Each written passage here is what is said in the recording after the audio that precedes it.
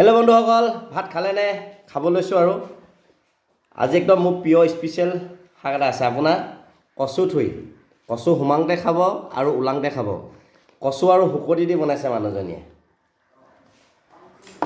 শুকতি চেণ্টটো মোৰ মলমলাই আছে আৰু লগত আছে মিৰিকা বিলাহী।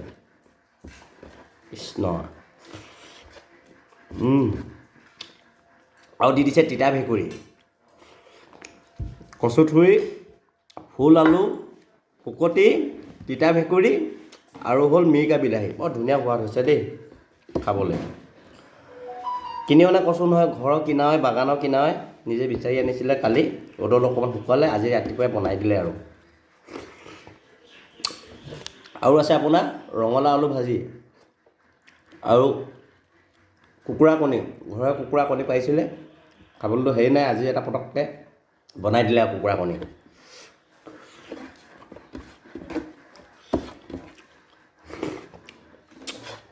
বৰ গৰম হৈ আছে আজি সাজ এনেকৈ আৰু আপোনাৰ কচু থুই একদম গৰম গৰম হৈ আছে।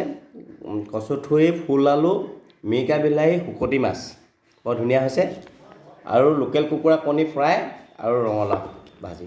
Bye bye.